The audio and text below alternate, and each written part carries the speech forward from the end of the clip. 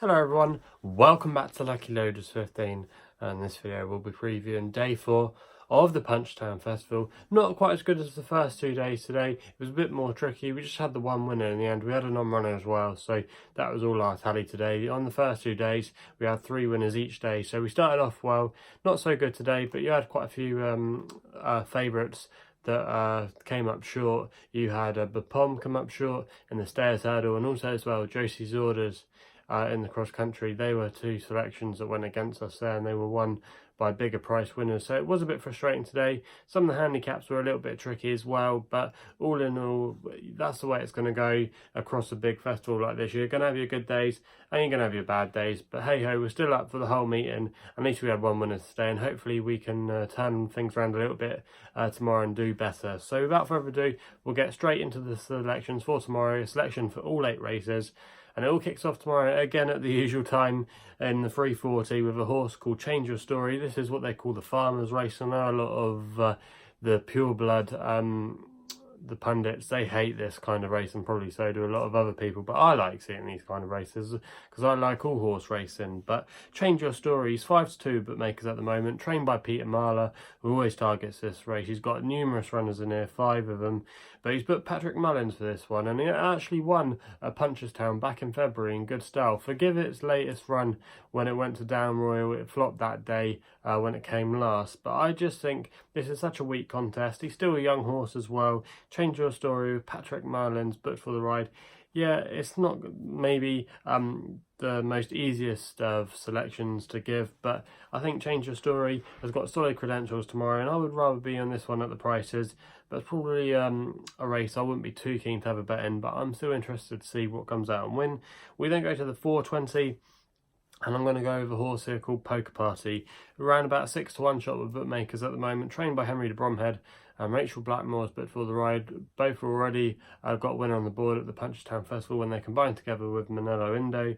This horse won last time at Nace when it was raised £10 for that win. It did very well that day, but I'm just maybe a little bit concerned about the form. But on the plus side, I think this horse is still an improving horse and is still potentially well handicapped. And even though the form was let down, like I said, by a couple of the horses in behind, this horse is on an upward curve, and I just think a 6-1 tomorrow can a nice low racing weight. Poker Party is probably the one you want to be with. I'm a bit concerned about Real Steel and also as well as some of the other market principles. I think Poker Party going over 2.5 miles, she'll get the trip, or I say this horse should get the trip no problem compared to some of the others that might have some stamina doubts. So for me, Poker Party is the play here. We then go to the 455, and I'm quite keen on the chances of a mare here called Time for West, trained by Peter Fahy, and Dara O'Keefe is booked for the ride, claiming a handy £7 off.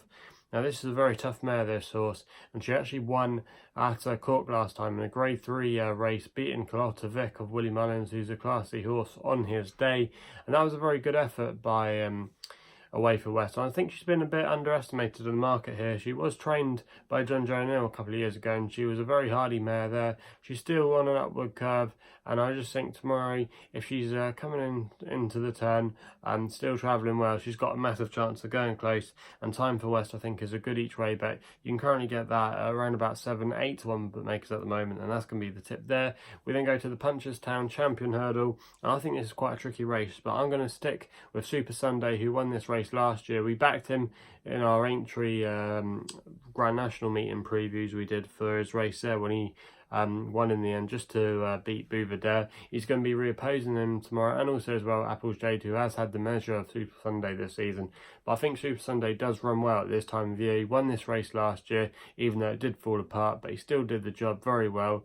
We know that he's probably the most consistent horse out of all of them. He always runs his race, and I just think with Jessica Harrington's stable having a winner today, they're going very well at the moment, and that could definitely count for a lot. And I think Bouvardere, I think the trip found him out last time. I think the trip going back 2 miles will suit him, but he's been a bit clumsy with his jumping, and I just think Supasundae, if he can get into a good rhythm, he can be prominent, stay there throughout. He could definitely be putting his stamina to good use and beating the likes of Bouvardere and Apples Jade. Apples Jade, I just think that she doesn't normally do too well this kind of year, and it's hard to back her after our effort at Cheltenham last time in the Champion Hurdle. We then go to the 6:05, and I'm going for reserve tank here, 92 bookmakers at the moment, trained by Colin Tizard, British trainer here, and Robbie Powers but for the ride. He's got a very good relationship with Colin Tizard, and he won on him in the Grade 1 novice hurdle at Aintree last time out. It was a very good effort that day, and he won at a massive price in the end, but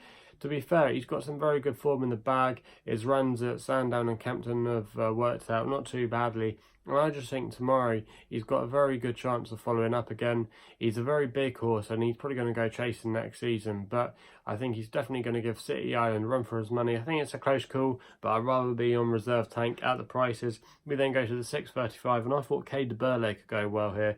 He won the race last year, and I think he could definitely bounce back after his disappointing effort at the Fox Hunters at the Cheltenham Festival last time out. That was a bit of a strange race, but I could forgive him that effort. Trained by Rose Loxton, and Will Biddock has booked for the ride.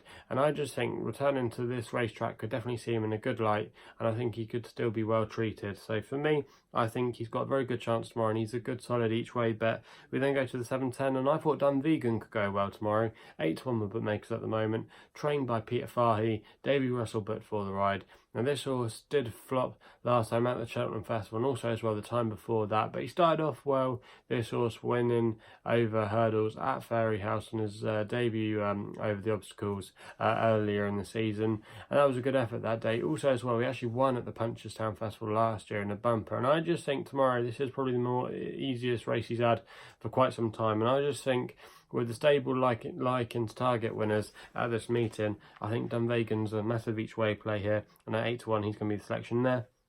I'm actually going to stay with Peter Fahey in the last race in the bumper there. Could be wide open this one, but I thought Coeur Soreta could go well. It looks like it could have been targeted for the race. 12-1 with bookmakers at the moment. Peter Fahey, I believe, had 3 or 4 bumper winners here last year. He had quite a few, and I remember we tipped up quite a few, and this just got similar profile, some of them. Noel McPartland booked for the ride, and this horse is by Flaming Glory. He's been a very good sire this year over the National Hunt scene. He's had quite a few good newcomers, and especially in the bumper divisions as well. This horse is related to some bumper horses, also as well as a distant relative of Folsom Blue, so there is some quality in its pedigree, like there would be with quite a few others, to be honest. But I just think this has been targeted for the race, and maybe could go off a lot shorter tomorrow and could be well gambled on if the vibes are right. So he's going to be my selection there in a wide open race, but I think he could definitely go well with the trainer doing well in these kind of races at the Punchestown Festival. So that's the tips for day 4 of the Punchestown Festival. Hopefully we can bounce back and have a few more winners tomorrow.